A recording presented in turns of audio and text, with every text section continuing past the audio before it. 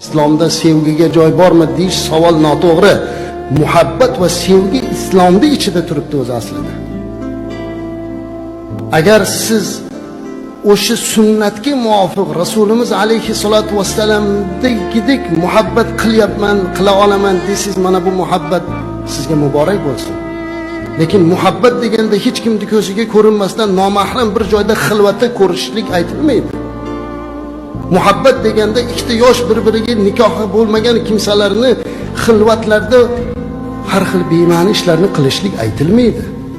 Muhabbat halollik bilan nikoh ustiga quriladi.